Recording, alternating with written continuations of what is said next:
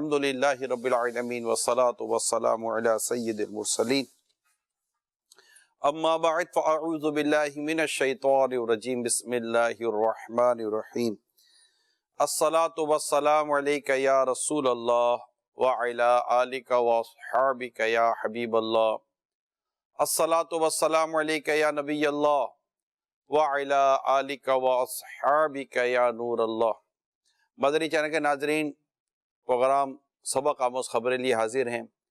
آج سبق آموز خبروں میں کیا کیا خبریں دکھائی جا سکتی ہیں، آئیے پہلے اس کی کچھ جھلکیاں دیکھتے ہیں۔ امریکہ میں گاڑی چلاتے ہوئے موبائل فون استعمال کرنا ڈرائیور کو مہنگا پڑ گیا۔ شوہر نے بیٹا نہ ہونے پر اپنی بیوی اور کمسن بیٹی کو تشدد کر کے قتل کر دیا۔ کئی ہزار لوگوں کے پاؤں کی ہڈیوں میں فریکچر اور جوڑوں میں ٹوٹ پھوٹ کا عمل بھی شروع ہو جاتا ہے۔ بعض ادویات ایسی ہیں جن کے استعمال سے زندگی کے 15 سال کم ہو سکتے ہیں۔ ماں نے چھٹی منزل سے 2 سالہ بچی کو نیچے پھینک دیا اور خود بھی چھلانگ لگا دی۔ ہلڑ بازی سے منع کرنے پر نوجوانوں کا 70 سالہ شخص پر تشدد۔ ماں نے 4 سالہ سوتیلے بیٹے کو آگ لگا کر قتل کر دیا۔ تکیے کے غلاف پر کتنے اقسام کے جراثیم ہوتے ہیں؟ حیران کن تحقیق۔ بڑا عجیب سا حال ہے کہ اخلاقیات ہمارے اس قدر تباہ و برباد ہوتے چلے جا رہے ہیں کہ ہمیں کوئی برے کام سے منع بھی کرتا ہے، روکتا ہے، کہ خود ہمارے کسی وجہ سے وہ پریشان ہے، تکلیف میں ہے، اور ہمیں کوئی آ کر سمجھائے، بتائے کہ بھائی یہ مت کرو، تو اس سے معافی مانگنے کے بجائے، اس کا شکریہ ادا کرنے کے بجائے، اور اس سے مطلب کہ ایک اچھی بات کرنے کے بجائے ہم اس سے لڑنا الجھنا شروع کر دیتے ہیں۔ میرے ساتھ میں ایک واقعہ میں نے دیکھا، پھر انشاءاللہ خبر کی طرف چلتے ہیں۔ میں پاکستان کے باہر سے آ رہا تھا، جہاز میں ایک واقعہ ہوا۔ ابھی جہاز رن وے پہ تھا، میں چلا نہیں تھا، مطلب اڑا نہیں تھا جہاز، بلکہ جہاز رن وے پہ بھی نہیں تھا، ابھی تو ہم بیٹھے ہی تھے جہاز کے اندر۔ آپ کو اندازہ ہے کہ کورونا کووڈ کی وجہ سے کافی پریشانیاں ہیں، لوگوں کی ایک گھبراہٹ ہے۔ ماسک وغیرہ جہاز میں لگا کر بیٹھنے کا ایک اصول ہے کہ بھائی آپ جہاز میں بیٹھیں ماسک لگا کر بیٹھیں، فیس ماسک۔ تو نارمل پیسنجر زیادہ تر کہہ سکتے ہیں کہ فیس ماسک لگا کر جہاز میں بیٹھے رہتے ہیں۔ اگر نہیں لگائیں تو پھر وہ جو اسٹاف ہے وہ آ کر آپ کو کہتا بھی ہے کہ پلیز آپ فیس ماسک لگا لیں۔ آس پاس لوگوں کو بھی ایک پریشانی گھبراہٹ ہوتی ہے، اب اسی میں اگر کوئی کھانس دے، کوئی چھینک دے تو زیادہ وسوس سے آتے ہیں، پھر پریشانی بڑھ جاتی ہے۔ اچھا، میں بھی بیٹھا ہوا تھا، میرے پیچھے کی سیٹ پر کچھ شور کی آواز آئی، تو مطلب یوں بات یہ تھی کہ ایک نوجوان کوئی ہوگا، اس کو میں نے نہیں دیکھا، ایک نوجوان کوئی ہوگا، آواز سے مجھے نوجوان ہی لگا، وہ کسی سے بات کر رہا ہوگا۔ تو ایک بڑے عمر کے جو شخص تھے، مجھے نظر تو وہ آئے، میں نے جو دیکھا تو 70 پلس آئی تھنک ان کی ایج ہوگی، 70 پلس کی شاید ان کی ایج ہوگی۔ ماسک لگا ہوا تھا ان کا، میں نے جب ان کا شور سنا تو میں نے دیکھا تو وہ نوجوان سے کہہ رہے تھے ایک شخص سے کہ بھائی ماسک لگاؤ نا، ماسک کیوں نہیں لگاتے ہو؟ اب 70 پلس کی جو ایج ہے، ویسے کورونا کووڈ کی وجہ سے زیادہ پریشانی ان کو ہو سکتی ہے، اور ہمیں بھی احتیاط کرنی چاہیے۔ اور وہ نوجوان ایکسکیوز کرنے کے بجائے ادھر معاف کیجیے گا، معذرت غلطی ہو گئی، غلطی، یہ کرنے کے بجائے بھائی جان، مطلب وہ بھائی جان بھی نہیں بولا ہوگا، پتہ نہیں کیا کہا تھا، بات کر رہا ہوں نا، بالکل اسی طرح لاؤڈلی شاؤٹلی چیخ کر چلا کر بات کر رہا ہوں نا، تو پتہ نہیں کرو بات، کیوں بات نہیں کروں؟ اب جو اس نے سامنے سے جو واقعی میں کہہ سکتا ہوں کہ ایک بڑی عمر کے آدمی کے ساتھ بدتمیزی کی، جبکہ وہ اگرچہ میں مانتا ہوں کہ جو بڑی عمر کے تھے ان کا لہجہ سخت تھا، وہ نرمی سے اگر کہہ دیتے کہ بیٹا ماسک لگا لو، پریشانی ہو رہی ہے، تو شاید ہو سکتا تھا کہ اتنی بات آگے نہ بڑھتی۔ لہجہ اگرچہ ان کا مناسب نہیں تھا، بات درست تھی، پریشانی ہوتی ہے لوگوں کو۔ اگر اسی پر نوجوان یہ کہہ دیتا کہ جی حضور معذرت معافی چاہتا ہوں، میں ماسک لگا لیتا ہوں، میں ماسک لگا، آئندہ نہیں کروں، مطلب آپ ٹینشن ایک تسلی ہو جاتی، تسکین ہو جاتی، اس کو سکون مل۔ لیکن لڑائی جھگڑا، تو پھر کیا دوسرے پیسنجر بھی انوالو ہونا شروع ہو گئے، اور مجھے بس یہ تھا کہ بات بڑھ نہ جائے، لیکن اللہ کا شکر ہے کہ چند منٹ میں بات دب گئی، بالکل بیٹھ گئی۔ نمبر ایک برداشت نہیں ہے، لہجہ ہمارا تلخ ہو جاتا ہے۔ اگر کسی کو کوئی اس کی غلطی پر سمجھانا بھی ہے تو اس کو طریقے سے نرمی کے ساتھ عمدگی کے ساتھ سمجھایا بھی جا سکتا ہے، اس کو کنونس کیا جا سکتا ہے۔ لیکن دیکھیں بڑی عمر کے لوگ ہوتے ہیں، بزرگ لوگ ہوتے ہیں، اور غصہ آ جاتا ہے۔ اگر آپ اور ہم بھی اگر اس عمر کو پہنچیں گے تو شاید ہو سکتا ہے کہ ہماری بھی صورت ایسی، اگر ہم اپنی اس جوانی میں اور اس طرح ابھی بڑھاپا آیا نہیں ہے، اور اگر ان بڑھاپے میں جو لوگ ہوتے ہیں ان کے ساتھ اچھا برتاؤ کریں گے، ان کے ساتھ ایک خوبصورت سا ایک انداز اختیار کریں گے، کیا جب ہمارا جب بڑھاپا ہو تو اللہ ہمارے لیے بھی ایسے اسباب پیدا کر دو۔ اس طرح کی روایتیں بھی ملتی ہیں۔ تو یہ جو آپ نے ابھی ایک خبر دیکھی ہلڑ بازی والی جو جھلکیوں میں آپ کو دکھائی گئی، وہ ہلڑ بازی کی خبر کو اب جو میں نے آپ کو واقعہ بیان کیا، اس ہلڑ بازی کی خبر کو آپ اب دوبارہ دیکھیں۔ ہلڑ بازی سے منع کرنے پر نوجوانوں کا 70 سالہ شخص پر تشدد۔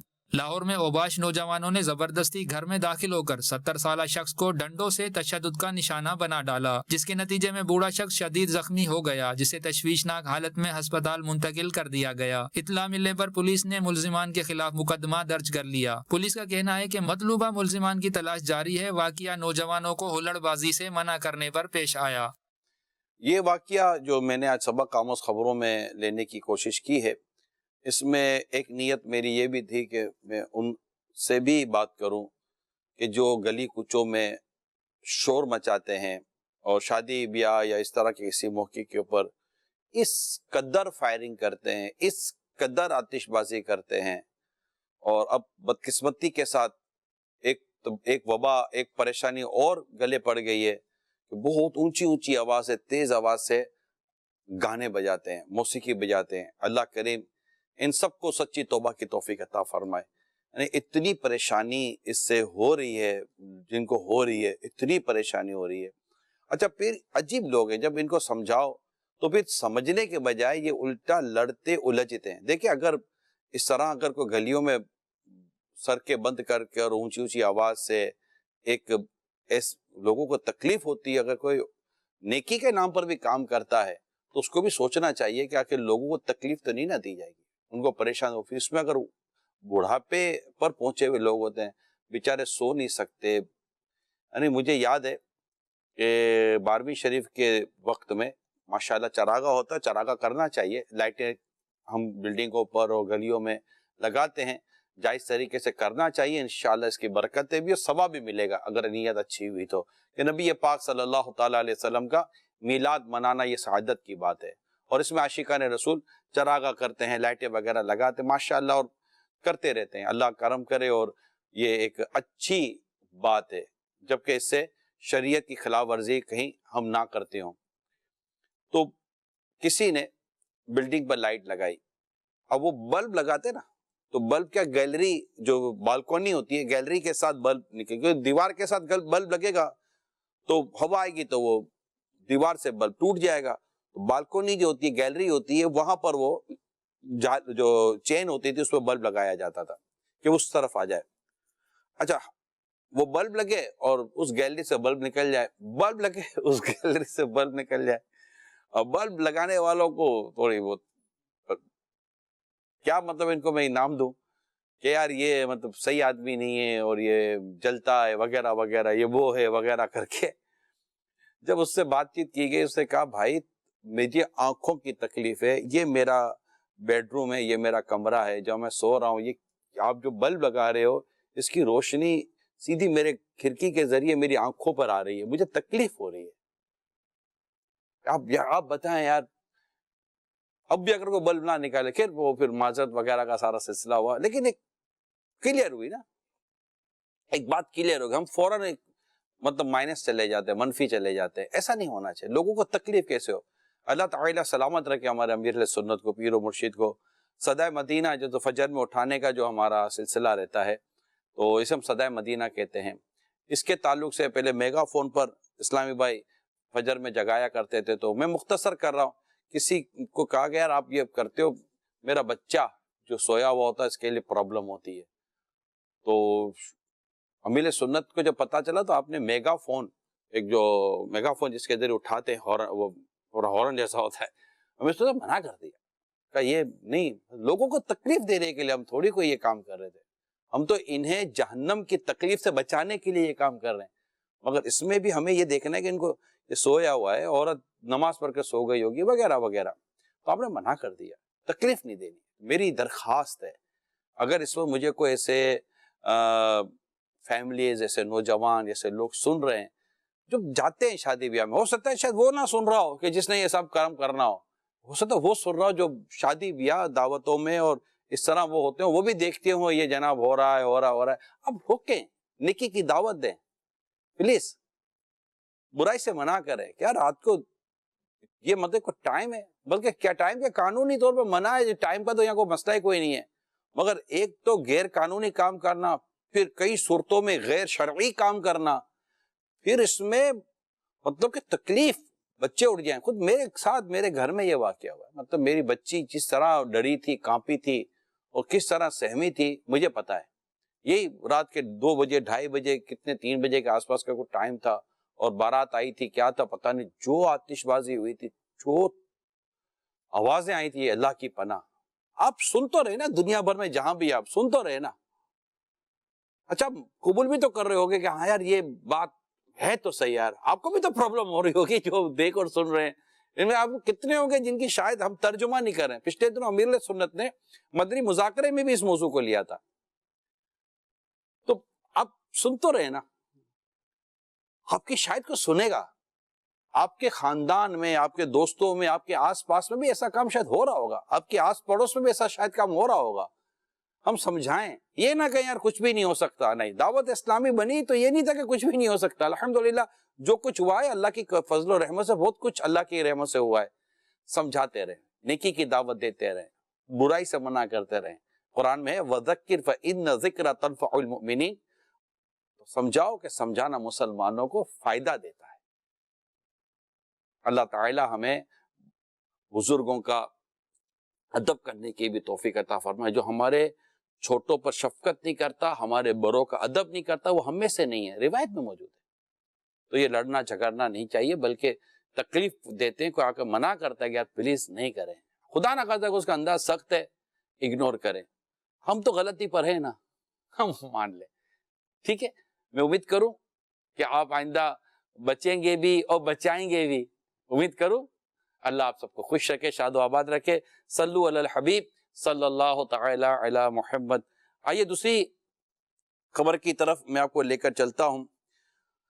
دوسری خبر یہ بڑی مطلب کہ میں نے عجیب سی پڑھی اور غور کیا تو واقعی یہ اس میں ہے پریشانی. یعنی تکیے کا غلاف نہ بدلنے پر کس قدر ہمیں نقصان پہنچ سکتا ہے, یہ نوٹس. یعنی بعض واقعیتاً ایسا لگتا ہے کہ کئی لوگ اس پر غور نہیں کرتے ہوں گے, شاید ان کو غور کرنے کے لیے, ان کی توجہ کے لیے یہ ایک بڑا مطلب اس میں سبق ہے.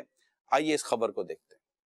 تکیے کے غلاف پر کتنے اقسام کے جراثیم ہوتے ہیں؟ حیران کن تحقیق. عام طور پر بہت سے افراد اپنے بستر کی صفائی کے بارے میں لاپرواہ ہوتے ہیں. تکیے اور چادروں کی صفائی کو غیر اہم سمجھتے ہیں. صفائی نہ ہونے کی وجہ سے کئی خطرناک بیکٹیریا پیدا ہوتے ہیں جو انسانی صحت کے لیے نقصان دہ ثابت ہو سکتے ہیں. آسٹریلوی تحقیقی سروے میں انکشاف کیا گیا ہے کہ 18 سے 25 سال کی عمر کے 55% افراد ایک سال میں صرف 4 بار اپنے بستر کی چادر تبدیل کرتے ہیں. ایسے افراد نے یہ تصدیق کی ہے کہ واقعی ان کے یہ بستر ایسے تھے جن میں وہ مزید سو نہیں سکتے تھے. سروے کے مطابق بستر میں موجود گرد و غبار سے کچھ پروٹین بنتے ہیں جو حساس جلد والے لوگوں کو خارش, آنکھوں کی بیماری, نزلہ اور کئی جلدی بیماریوں کا سبب بنتے ہیں. بستر میں موجود نہ صرف گرد و غبار بیماریوں کا باعث بنتی ہے بلکہ اس کے علاوہ اگر آپ لمبے عرصے تک بستر یا تکیہ نہیں دھوتے تو اس پر جراثیم کا بڑا گروہ تیار ہو جاتا ہے. ایک تحقیق کے مطابق عام تکیہ پر 16 مختلف اقسام کے جراثیم ہوتے ہیں جو اپنی نشو و نما بھی کرتے ہیں, جبکہ یہ جسم پر الرجی اور پھیپھڑوں کو نقصان پہنچانے کے ساتھ دوسرے اعضاء کو بھی نقصان پہنچاتے ہیں. اس کے علاوہ چہرے پر دانے بستر کی آلودگی کی وجہ سے بنتے ہیں. خوش قسمتی سے ان سب پریشانیوں سے بچنے کا آسان حل بستر کی چادروں کو باقاعدگی سے دھونا ہے. ماہرین ہفتے میں ایک بار گرم پانی سے بستر اور تکیہ کی چادروں کو دھونے کا مشورہ دیتے ہیں.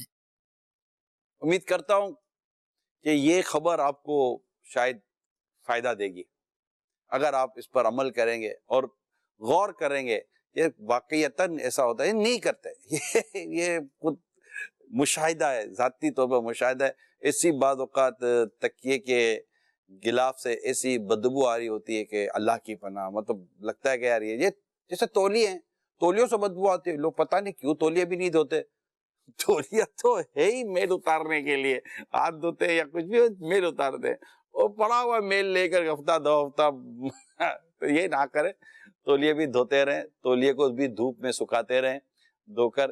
طرح تکیے کے غلاف اور یہ بیڈ شیٹ وغیرہ جو ہوتی ہیں یہ سب دھونے کے لیے ہے. اور بعض ہیں گھر ریگولر وہاں دھوتے ہیں. آپ ہاسپٹل میں جائیں، ہاسپٹل جو اچھے ہاسپٹل ہیں، اور ویسے ایک عام طور پہ بھی اگر ہاسپٹل میں جاتے ہیں تو ہاسپٹل کے اندر ایک تو ہے ہی وائٹ میں مجھے تو ایسا لگتا ہے، ممکن ہے مطلب کہ مجھے ایسا لگتا ہے کہ کیونکہ وائٹ میل نظر آ جاتا ہے فوراً تو اس کو دھو دیے، ورنہ ڈارک کلر کا ہوگا تو وہ میلا ہوا نہیں ہوا سمجھ بھی نہیں آتی.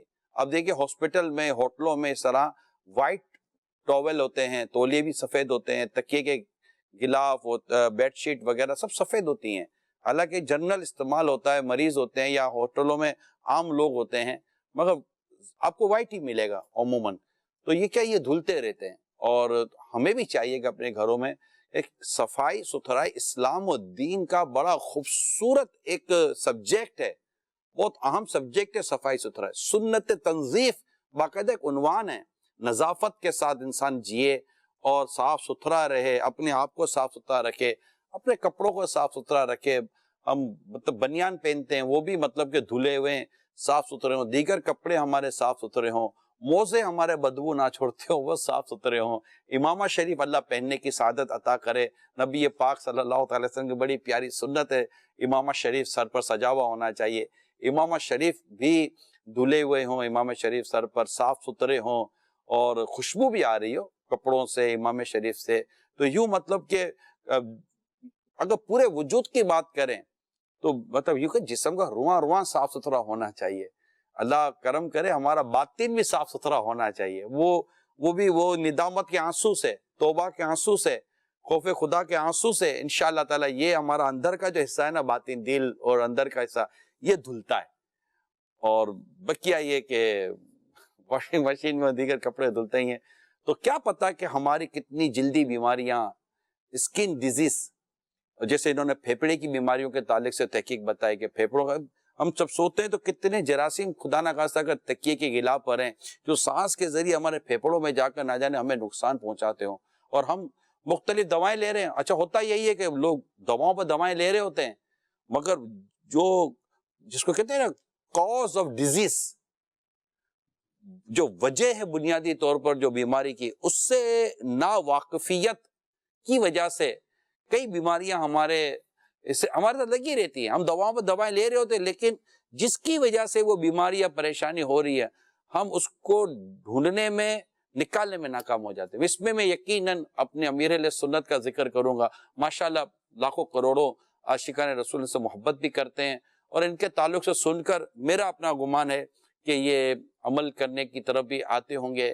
میں نے دیکھا ہے کہ اس طرح کی چیزوں کے صاف ستھرے تعلق سے، اچھا کوئی ایسی چیز ہو رہی ہے بدن میں، کوئی ایسی پرابلم سامنے آئی ہے، آپ فوراً غور کرتے ہیں کچھ کھانے سے، کچھ چیز دیکھنے سے، مطلب کس وجہ سے ہوئی ہے، وجہ ڈھونڈنا شروع کر دیتے ہیں اور کوشش کرتے ہیں کہ وہ وجہ مل جائے تاکہ بغیر دوائی سے اگر اس سے بچ کر یا پرہیز کر کر اگر ہم اپنے آپ کو درست کر لیتے ہیں، یقیناً یہ بہت عقل مندی اور سمجھداری کا کام ہے. تو دواؤں پر دوائیں لینے کے بجائے ڈھونڈے بھی صحیح کہ وجہ کیا ہے اس کی. گلا خراب ہوتا ہے، کیا وجہ ہے؟ کئیوں کو کیچپ نہیں چلتا. میں ایک مثال دے رہا ہوں، ٹماٹو کیچپ. اب کیا ٹماٹر کیا ہوتا ہوگا، کیمیکل پر کیمیکل ڈالتے ہوں. کئیوں کو شربت نہیں چلتا، کئیوں کیا نہیں چلتا. اب وہ کہ گلا خراب، اب گلا خراب تو بخار تو پھر گئے، بدن میں درد اور پھر جو پریشانی ہوتی ہے. تو اب وہ گلے کو بچائیں. کس وجہ سے گلا خراب ہوتا ہے؟ تھروٹ انفیکشن کی وجہ سے بہت سارے پرابلمز کریٹ ہو جاتے ہیں. تو وہ نہ کھائیں. ڈھونڈنا پڑتا ہے چیزوں کو، کس کی وجہ سے خارش ہو رہی ہے، کس کی وجہ سے یہ ہو رہا ہے. اب ہم دواؤں پر دوائیں پہ بعض دوائیں ایسی ہیں کہ جس سے مطلب انسان عادی بن جاتا ہے بدقسمتی کے ساتھ. اب اس کے بغیر نہ نیند آتی ہے، نہ اس کے بغیر چین آتا ہے، نہ اس کے بغیر قرار آتا ہے. تو یہ جو پرابلمز ہیں اس کو بھی مہربانی کر کے دیکھا کریں کہ ان پرابلمس کی وجہ سے کہیں ہم بہت بڑی آزمائش میں نہ پڑ جائیں. تو اپنی چیزوں کو دھوئیں، صاف ستھرا رکھیں، اچھی طرح دھوئیں، دھوپ دیں، خود کو بھی دھوپ دیں. الحمدللہ اس سے بھی بہت فائدہ ہوتا ہے. کہتے ہیں کہ سورج کی روشنی میں وٹامن ڈی ہے. اللہ ہمیں بس توفیق دے. ہمارے کیا پتہ یہ سورج کی روشنیوں سے ہماری آنکھوں کی مسائل، ہمارے ہڈیوں کے مسائل تیزی کے ساتھ حل ہونا شروع ہو جائیں. ہے اللہ تعالیٰ نے بڑے اسباب عطا کیے ہیں، ہم غور کریں. صلو علی الحبیب صلی اللہ تعالی علی محمد وعلی آلہ وصحبہ وبارک وسلم. ایک اور پرابلم، کیونکہ اب بیماری کے تعلق سے میں اس وقت بات کر رہا ہوں، شوگر تو آپ کو پتا ہے کہ شوگر کی وجہ سے بہت سارے مسائل بھی ہو جاتے ہیں. لیکن ایک آج جو ہم آپ کے سامنے خبر رکھ رہے ہیں، یہ بڑی مطلب کہ ہوش ربا خبر ہے، یعنی ہوش اڑا دینے والی خبر ہے کہ شوگر کی وجہ سے کیا کچھ ہو رہا ہوتا ہے. تو انشاءاللہ میں آپ کو خبر بھی سناتا ہوں. خبر کے ساتھ ساتھ اللہ نے چاہا تو ڈاکٹر سلمان کو بھی ہم نے اپنے ساتھ آن لائن کرنے کی کوشش کی ہے ٹیلی فون کال کے ذریعے. اور اس کے ساتھ ہی انشاءاللہ ایک اور فیک میڈیسن کے ذریعے جو ویٹ کے ساتھ ریلیٹڈ ہے، وہ 2 خبریں ہیں. لیکن پہلے شوگر کی خبر ہم دیکھتے ہیں، اس کے بعد ڈاکٹر سلمان کو ہم آن لائن لیں گے. اور ڈاکٹر سلمان سے بات کے دوران انشاءاللہ پھر ایک اور خبر ہے جو دواؤں کو، جو کیونکہ موٹاپا بھی ایک پرابلم ہے، اس کی وجہ سے دوائیں ہم لیتے ہیں، کیسی دوائیں ہوتی ہیں، اس کے کیا سائیڈ ایفیکٹ ہے، وہ بھی انشاءاللہ ڈسکس کریں گے. آئیے پہلے شوگر کے تعلق سے خبر دیکھتے ہیں. شوگر کی بیماری پاؤں کے زخموں سے ہر سال 4 لاکھ افراد معذور ہونے لگے. ماہرین امراض کے مطابق ملک میں ہر سال ذیابیطس کے نتیجے میں ہونے والے پاؤں کے زخموں کی وجہ سے 4 لاکھ افراد اپنی ٹانگوں یا پاؤں کے کچھ حصوں سے محروم ہو جاتے ہیں. اس وقت پورے ملک میں 150 خصوصی فٹ کلینکس قائم ہیں جہاں آنے والے مریضوں میں ٹانگیں کٹنے کی شرح میں 50% تک کمی آئی ہے. لیکن گزشتہ 6 ماہ سے کورونا وبا کے نتیجے میں پابندیوں سے ہزاروں مریض اسپتالوں اور کلینکس نہیں جا سکے، جس کی وجہ سے ان کے زخم مزید خراب ہوئے ہیں. ماہرین امراض ذیابیطس کہتے ہیں اس مرض سے نمٹنے کے لیے ملک میں 3000 خصوصی فوڈ کلینکس قائم کر کے ہزاروں افراد کے بر وقت علاج کو یقینی بنایا جا سکتا ہے. ماہرین کا کہنا ہے کہ شوگر کی وجہ سے کئی ہزار لوگوں کے پاؤں کی ہڈیوں میں فریکچر اور جوڑوں میں ٹوٹ پھوٹ کا عمل بھی شروع ہو جاتا ہے، جس کے نتیجے میں وہ مستقل معذور ہو جاتے ہیں. اگر اس مرض کو ابتدائی مرحلے میں تشخیص کر لیا جائے تو لوگوں کو معذوری سے بچایا جا سکتا ہے. ملک میں ذیابیطس کے مریضوں میں آگاہی پھیلانے کی ضرورت ہے تاکہ وہ اپنے آپ کو اس مرض کی پیچیدگیوں سے بچا سکیں، اور جن لوگوں کو یہ زخم ہو چکے ہیں وہ بھی بہتر نگہداشت کے ذریعے اپنی ٹانگوں کو کٹنے سے بچا کر صحت مند زندگی گزار سکیں. بہت بڑی آزمائش ہے، کسی کی ٹانگ کٹ جائے، خدا نہ خاصہ جسم کا کوئی عضو کٹ جائے، پارٹ آف باڈی کو اگر کٹ کر دیا جائے، یقیناً بہت بڑی آزمائش ہے. ایک لائف ٹائم کے لیے وہ جو پریشانی سے گزرتے ہوں گے. ڈاکٹر سلمان اگر آپ ہمارے ساتھ ہیں تو. السلام علیکم. وعلیکم السلام ورحمۃ اللہ وبرکاتہ. ماشاء اللہ. ڈاکٹر سلمان، یہ جو ذیابیطس ہے، یہ آئی تھنک شوگر کو ہی آپ ایڈریس کرے گی، یہ بیماری اردو میں اس کو جیسے نارمل لینگویج میں اس کو شوگر ہی کہتے ہیں. صاحب یہ جو آپ نے اچھا توجہ دلائی ہے، سب سے پہلے تو صاحب یہ جو تکیے کے حوالے سے آپ نے توجہ دلائی ہے، اوکے یہ ایس ڈاکٹر ہم لوگوں کو دلانے میں بہت مشکل ہو جاتی ہے. عمومی طور پہ بچوں کے جو بستر ہوتے ہیں ان کی کیئر نہیں ہوتی. بچوں کے اندر جو نمونیا آ رہا ہوتا ہے، ریپیٹڈ نمونیا کا ایپیسوڈ آ رہا ہوتا ہے، وہ اکثر وجوہات اس کی یہ ہوتی ہے. دوسرا کاز بنتا ہے کہ الرجی کی جن کو ہسٹری آنا شروع ہو جاتی ہے بچوں کے اندر، اس میں بھی جو نمبر 1 کاز بنتا ہے وہ بھی تکیہ خراب ہونا یا بستر خراب ہونا. یہ گندے ہوتے ہیں تو اس کے سوتے وقت اس کے سارے جراثیم پھیپڑوں میں جاتے ہیں، وہی نمونیا بن جاتا ہے. تو ہم ایز ڈاکٹر ہمیں سمجھانے میں کافی پرابلم ہوتی ہے. اس پلیٹ فارم سے آپ نے ماشاءاللہ کافی اچھی توجہ دلا دی ہے. خیر اللہ کا شکر ہے، اس وقت تو آپ کے میڈیکل سے ریلیٹڈ بہت سارے کام دعوت اسلامی کا یہ مدنی چینل اور دعوت اسلامی کے شعبے کرنے کی کوشش کر ہی رہے ہیں. اللہ کا شکر ہے، اور اللہ کرے کہ اس سے لوگ قبول بھی کریں اور فرق بھی پڑے تو بہت اچھی بات ہے. صفائی تو ویسے ہی ایک اچھی چیز ہے. جی کیا کہہ رہے ہیں ڈاکٹر صاحب؟ میں ایسے یہ عرض کر رہا تھا، یہ ڈائبٹکس کے حوالے سے شوگر کے حوالے سے سب سے پہلے تو یہ ہے کہ کوئی ڈائگنوز ہو جانے کے بعد لوگ اس کو قبول کرنے میں بہت وقت لیتے ہیں. اچھا. ایک پھر اس کے بعد اس کی احتیاط کم کرتے ہیں.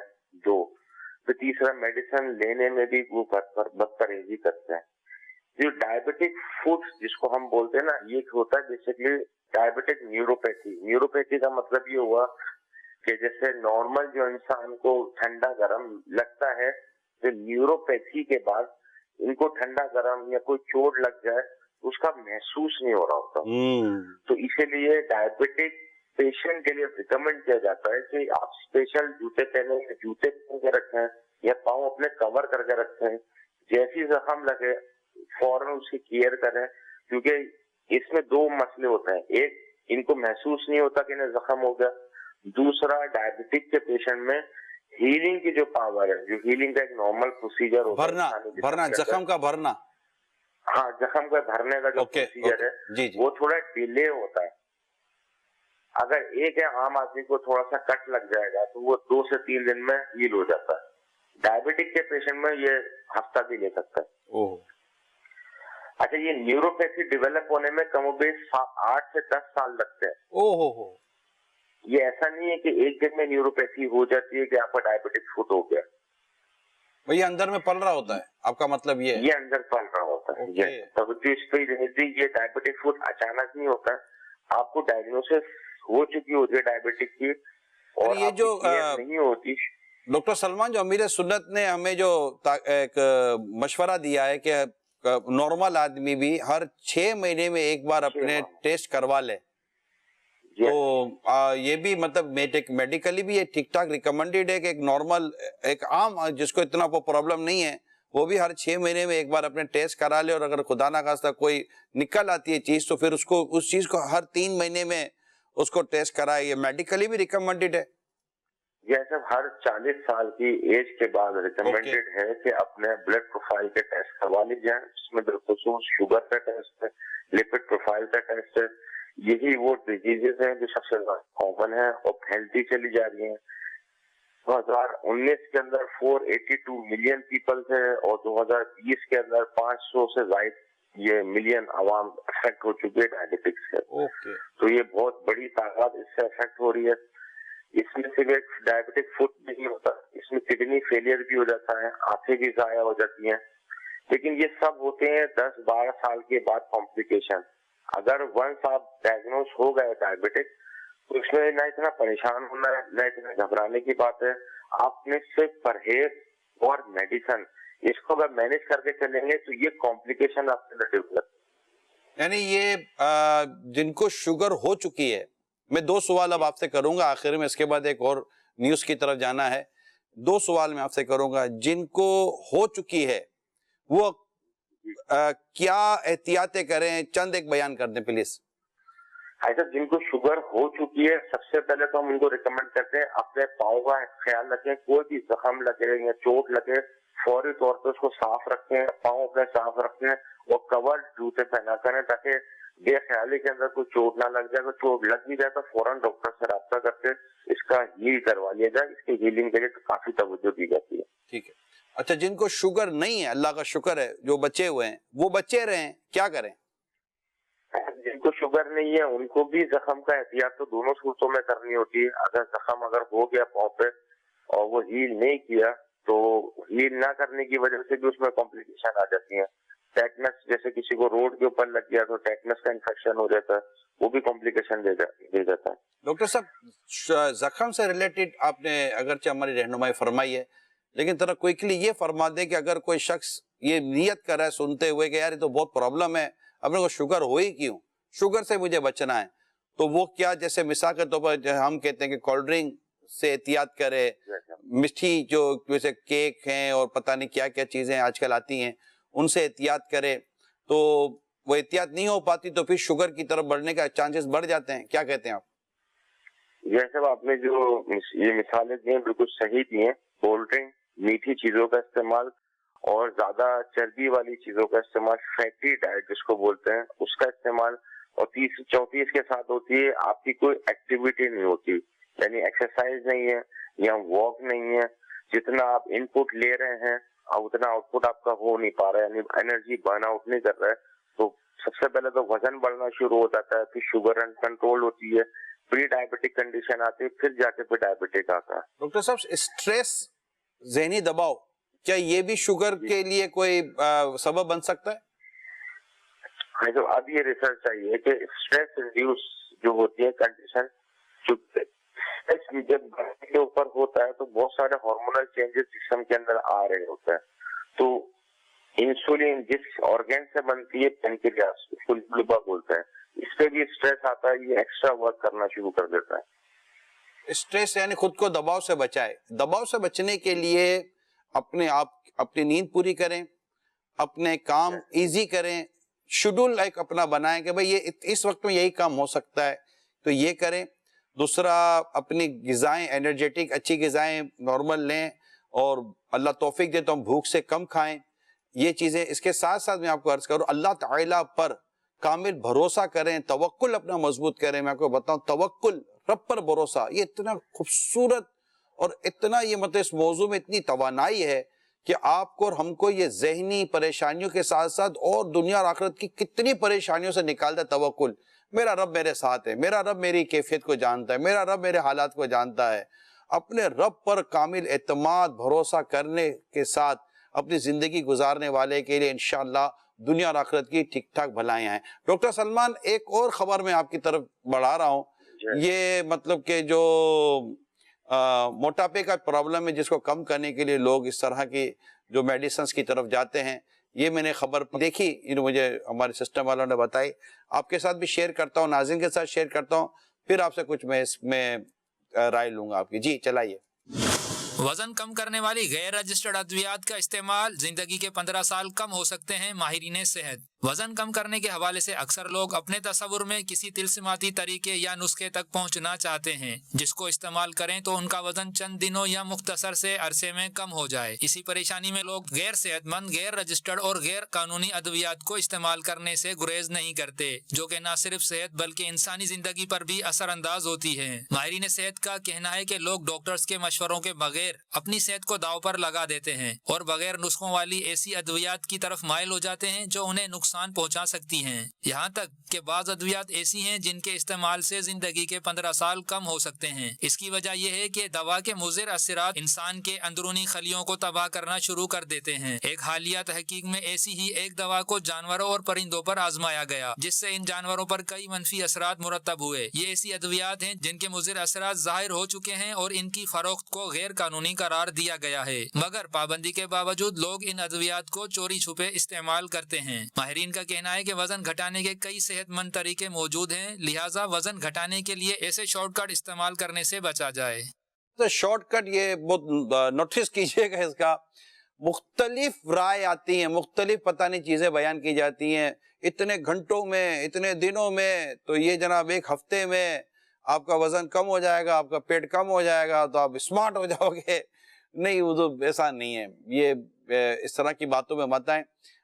مطلب کہ جب بڑھا ہے نا تو یہ اندر میں رہ کے پھر بھوم کر کے بڑھتا ہے وزن, پھر اس کو کم ہونے میں بہت ہے کام ہے. یہ کھانے کے تعلق سے اور مطلب پیدل کے تعلق سے, کچھ ایکسرسائز کے تعلق سے بہت ساری پروسیجرز ہیں, تب جا کر کچھ آپ کا ویٹ آہستہ آہستہ کم ہونا شروع ہو جاتا ہے. شروع میں 2-4 کلو تو ہی کم ہو جاتا ہے, لیکن اس کے بعد پھر جو ہوتا ہے نا تو وہ نفس ہمارا سپورٹ کرتا نہیں ہے. اور پھر اس میں کوئی ہمیں کہہ دے کہ یار یہ دوائی لے لو, یہ دوائی لے لو, تو اس کے بارے میں آپ نے سنا. ڈاکٹر سلمان پلیز کیا کہتے ہیں آپ؟ ایسا سب سے پہلے تو اس پہ مجھے تصدیق کرنی ہے کہ کوئی بھی میڈیسن ایسی نہیں ہے جو آپ کا جسم کا وزن تیزی کے ساتھ کم کر سکے. جتنے بھی وہ سلمنگ سینٹر کے نام پہ ہیں اور جتنے بھی پروڈکٹس مارکیٹ کے اندر آتی ہیں وہ نیچر سے ہٹ کے کام کر رہی ہوتی ہیں. وقتی طور پہ تو وزن 2 کلو 5 کلو کم ہو جاتا ہے جس کے نتائج بظاہر نظر آ جاتے ہیں, لیکن لانگ رن میں یہ اس کے سائیڈ ایفیکٹ ہی آتے ہیں. جیسے ڈائبٹک کی کمپلیکیشن بھی آ جاتی ہیں, ہارٹ کی ایشوز بھی آ جاتے ہیں.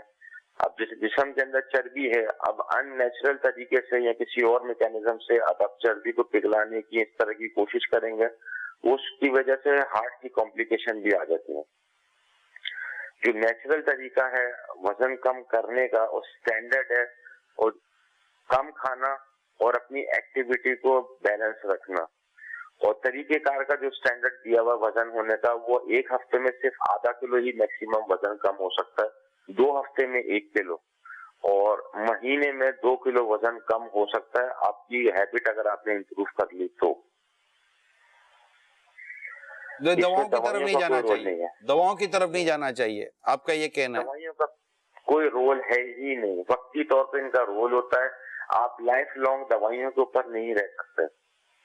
ٹھیک ہے، یہ میرا خیال ہے بہت ساری امیر سعودی کا رسالہ وزن کم کرنے کا طریقہ، چھوٹا سا رسالہ ہے، رسالہ بہت چھوٹا ہے، عمل کرنے بس نصیب ہو جائے ہمارے کو تو یقین مانے بہت سارے مسائل ہمارے اندر باہر کے جو ہے نا وہ حل ہو سکتے ہیں۔ پیٹ کا قفل مدینہ کتاب ہے، آداب طعام کتاب ہے، یہ وہ کتابیں، یہ وہ رسالے ہیں، اس میں وہ میتھڈ ہیں اور اتنے ایفیکٹو میتھڈ ہیں، اور اس میں اتنا مطلب کہ اسپریچولیٹی بھی اس میں بہت اچھی ہے، یعنی کہ بدن بھی ہمارا سلیم اور اچھا ہو جائے اور ہمیں روحانیت بھی جس طرح نصیب ہو، وہ امیزنگ۔ تو اپنی مثال آپ ہے، بات وہی ہے، ہم جیسوں کے نفس کا قابو میں آنا یہ ایک بات ہے، تو جنہیں اپنا وزن کم کرنا ہے انہیں اپنے نفس کو قابو میں رکھنا ہے۔ جب تک ہمارا نفس ہمارے قابو میں نہیں آئے گا، وزن قابو میں نہیں آتا، بدن قابو میں نہیں آتا۔ اب جن کے ہاتھوں میں ان کا نفس اور ان کا بدن قابو میں نہیں آتا، وہ کیا دنیا کو کچھ قابو میں کرنے کے لیے بیٹھے گا؟ تو اللہ تعالیٰ آپ کی میری بے حساب مغفرت کرے۔ صحت نعمت ہے، حدیث پاک میں آتا ہے بیماری سے پہلے صحت کو غنیمت جانو، اپنے آپ کو صحت مند رکھے اللہ کی رضا کے لیے۔ کہ حدیث پاک کا خلاصہ یہ ہے کہ اللہ تعالیٰ کو قوی مومن کمزور مومن سے زیادہ پسند ہے۔ قوی اور کمزور، یہاں قوی سے مراد حدیث پاک کی شرح میں صحت لیا گیا ہے کہ صحت مند مسلمان، کیونکہ صحت یہ آپ کو نیکی میں، عبادت میں، نماز میں، روزے میں، حج میں، دیگر عبادات میں، صلہ رحمی میں صحت بہت زیادہ آپ کو سپورٹ کرتی ہے، اور صحت سے انسان اللہ کو راضی کرنے والے کئی عمل کر جاتا ہے۔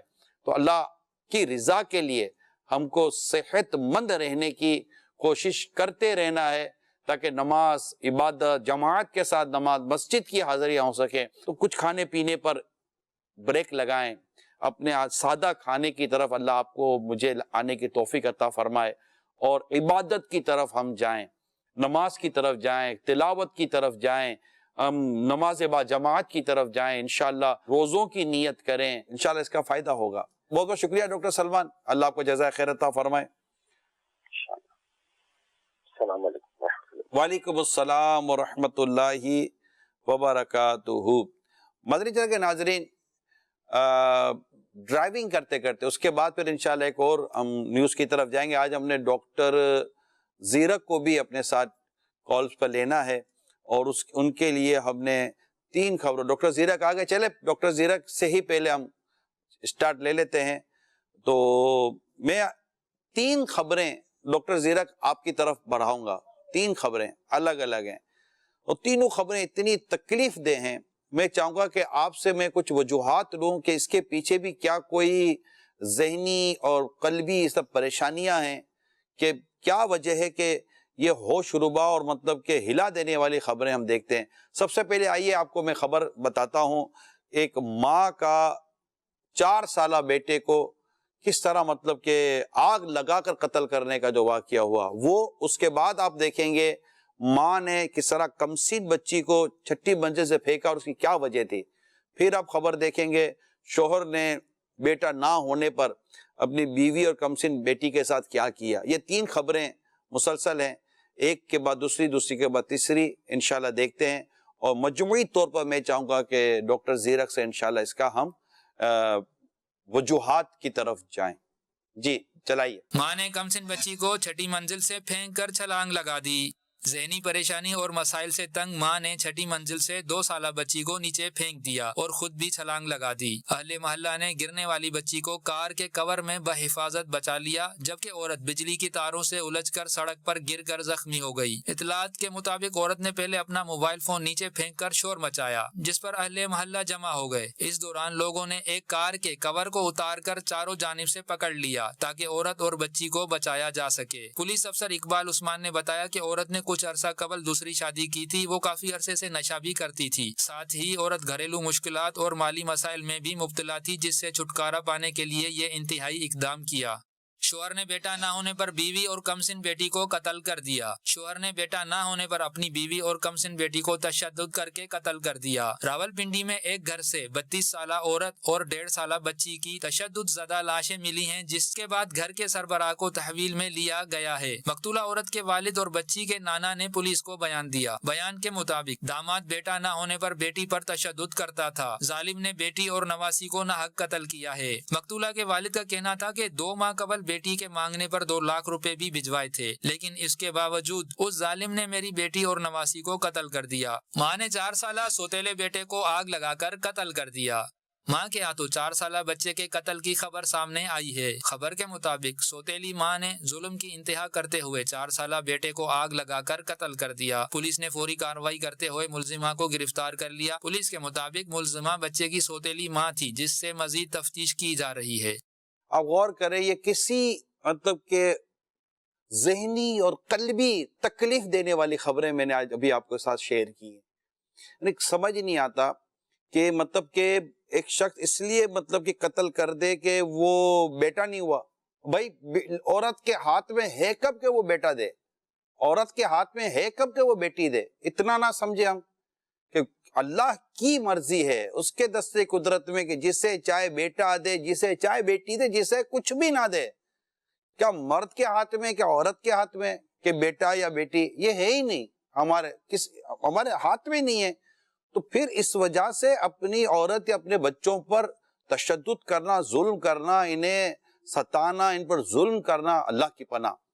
اتنی مطلب کہ کم علمی، اتنا مطلب کہ انسان آپے سے باہر ہو سکتا ہے، ذرا غور کیجئے۔ پھر مطلب اس پر دیکھیے حد سے کتنا تجاوز کرتے ہیں، قتل کر دیتا ہے، خون ناحق قتل بھی کرتے ہیں اور پھر خودکشی بھی کرتے ہیں۔ ایسے ایسے لوگ ملتے ہیں، یعنی وہ بھی حرام، یہ بھی حرام۔ کس قدر مطلب کہ علم کی کمی ہے۔ اور میں اس خبروں کے ذریعے اگر اس وقت دعوت اسلامی کے کئی مبلغین، دعوت اسلامی کے وابستہ اسلامی بھائی، اسلامی بہنیں اگر اس پروگرام میں شامل ہیں، یہ وہ خبریں جو آپ کو اور مجھے برانگیختہ کرتی ہیں، موٹیویٹ کرتی ہیں، ابھارتی ہیں کہ کس قدر معاشرے میں نیکی کی دعوت کی ضرورت ہے، مدرسۃ المدینہ بالغان کی ضرورت ہے، چوک درس کی ضرورت ہے، علاقائی دورے کی ضرورت ہے، انہیں ہفتہ وار اجتماعات میں لا کر بٹھا کر سنانے کی ضرورت ہے، انہیں مدنی مذاکروں میں بٹھانے کی ضرورت ہے، انہیں فجر کی نماز میں لا کر قرآن کریم کی تفسیر سنانے کی ضرورت ہے۔ کس قدر ضرورت ہے، انہیں اپنے ساتھ مدنی قافلوں میں سفر کروانے کی ضرورت ہے، مدرسۃ المدینہ میں ان کو داخلہ دلانے کی ضرورت ہے، جامعۃ المدینہ میں عالم بنانے کی ضرورت ہے۔ یہ ضرورتیں ہیں دعوت اسلامی کے مدنی ماحول میں، دینی ماحول میں منسلک کرنے کی ضرورت کتنی بڑھ جاتی ہے کہ یہاں مطلب بہت ساری سوچ بدلتی ہے دعوت اسلامی کے ماحول میں۔ یعنی میں پہلے بھی بیان میں عرض کر چکا ہوں، دعوت اصلاح امت کا پروگرام جو ہے نا، یہ دعوت اسلامی کے 12 دینی کاموں میں ہے، زبردست پروگرام ہے یہ۔ یعنی سوسائٹی کو بہت زبردست طریقے سے برائی سے بچاتا ہے دعوت اسلامی کا یہ 12 دینی کاموں کا نظام، الحمدللہ رب العالمین۔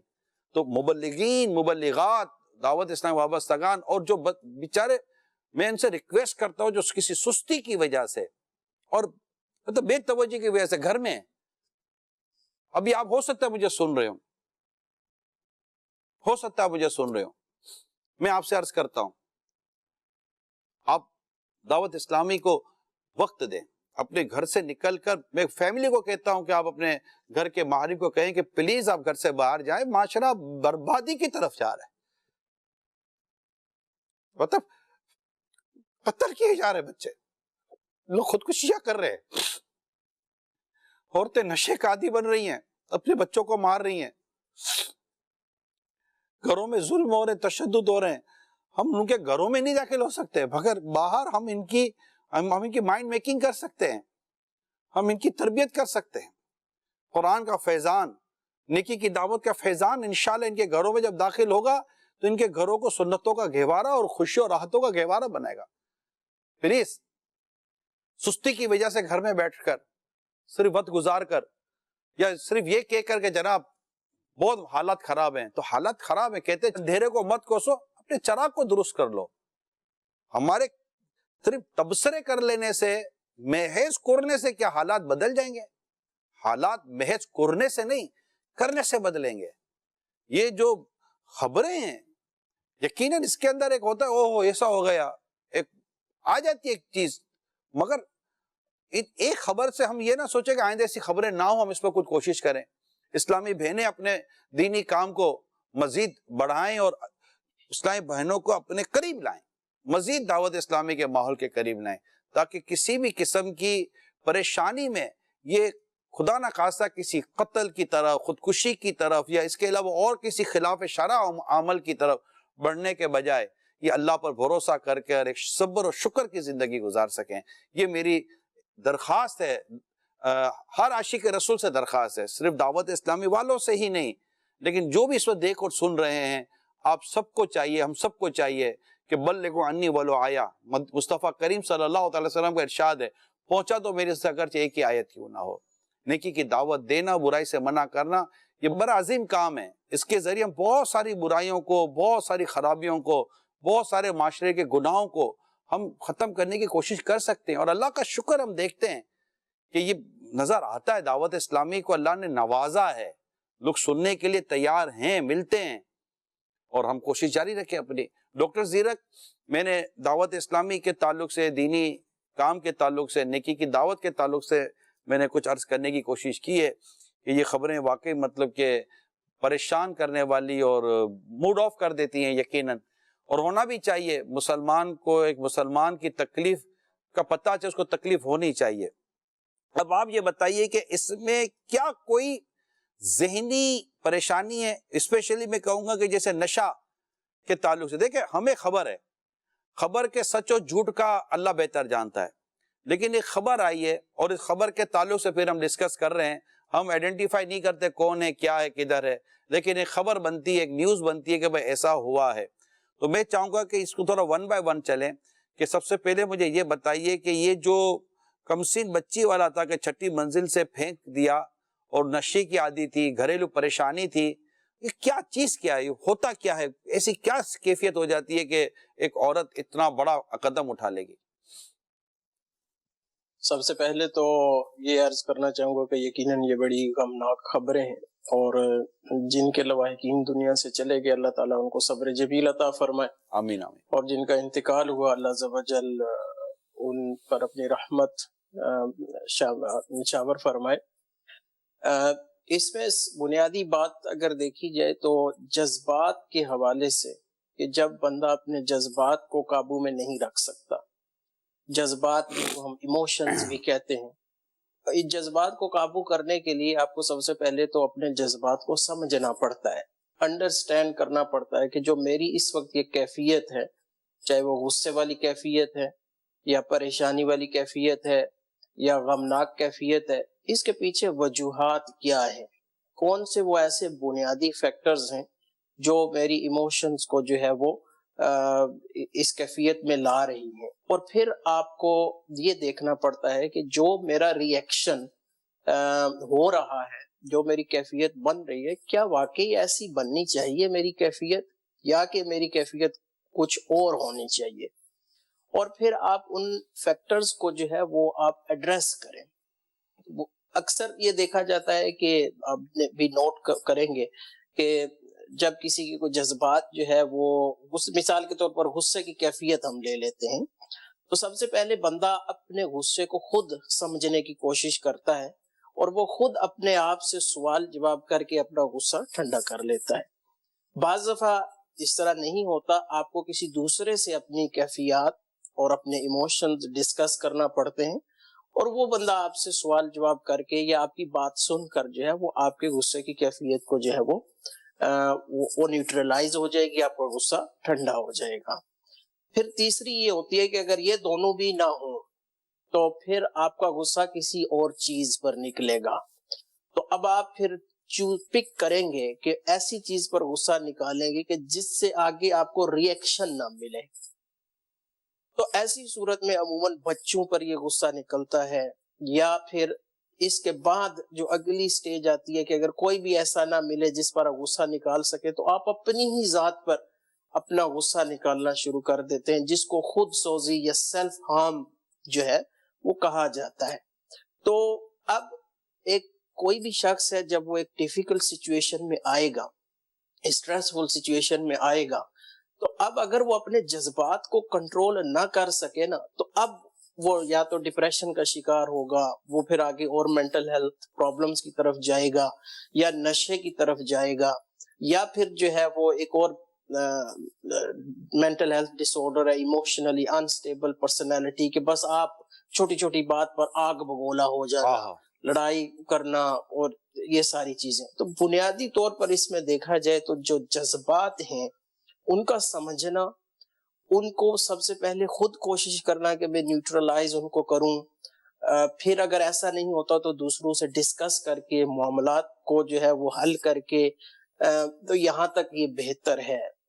तो अक्सर यही देखा जाता है कि जब बंदा अपने जज्बात कंट्रोल नहीं कर पाता तो मेंटल इलनेस का भी वो शिकार हो जाता है, और दीगर नशे के आदी में भी चला जाता है, फिर दूसरों से भी लड़ना झगड़ना या खुद सोजी की तरफ चला जाता है। और अगर इस पर्टिकुलर केस में देखा जाए, अब जाहिर है हमें तो सिर्फ आखिर वाली बात बताई गई है कि माँ नशा करती थी, हकीकत तो हम जाहिर है खबर के एतबार से ही जाएंगे, और यूं इसने आकर जो है वो बेटी के साथ यूं कर दिया, लेकिन इसके पीछे भी तो एक लंबी लिस्ट होगी। अब अमूमन जो मैं यहाँ थोड़ा इख्तिसार के साथ ही अर्ज करना चाहूंगा, जाहिर हमें देखना है कि हम अपने आप को और दूसरों को इन चीजों से कैसे बचा सकते हैं। वालिदैन को चाहिए कि अपने बच्चों के साथ उनके जज्बात के ऊपर प्रॉपर वर्किंग करें। बचपन से ही बच्चों को जब गुस्सा आता है उनके साथ बैठें, उनको समझाएं कि आपको क्यों गुस्सा आ रहा है, ऐसे होना चाहिए, नहीं होना चाहिए, आप इसकी बजाय कौन सी ऐसी चीज कर सकते हैं ताकि आपका जो है वो गुस्सा जो है वो जज्बात आपके कंट्रोल में आ जाए। बाज़ दफा बच्चों को मौका दें कि वो आपके पास आकर आपके जज्बात जो है वो शेयर करें।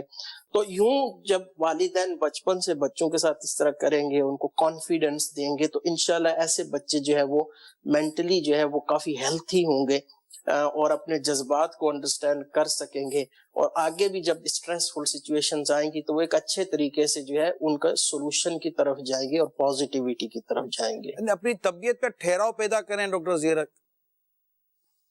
जी, ठहराव जाहिर है कि वो ऐसी ही सूरत में होगा कि जब अपने जज्बात को आप पहले खुद एनालाइज करेंगे। या हो सकता है वो सुन रहे हो चैनल पर एक तादाद शायद कि जो छोटी छोटी बातों पर आपने हो सकता है कि आपने गिलास तोड़ा हो, प्लेट फेंक दी हो, या टेबल पर जोर से हाथ मारा हो, या दरवाजा यूं तो जोर से बंद कर दिया हो, तो पता चला दरवाजा बंद किया, ऊपर से फ्रेम गिरी और गुस्सा आ गया।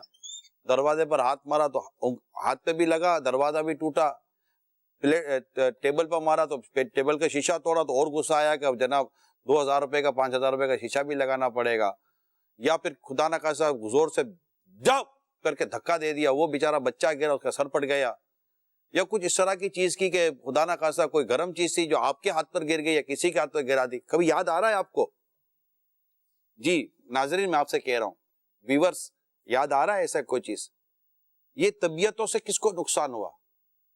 फिर उसके बाद जब आप थोड़ा नॉर्मल होते हैं तो फिर संभालने की कोशिश करते हैं और लोग ये यकीन दिलाने की कोशिश करते हैं कि मैं पागल नहीं हूं, मैंने हरकतें पागलों वाले की है, मैंने हरकतें अगरचे बिल्कुल बेवकूफों वाले की है, लेकिन नहीं है ऐसा।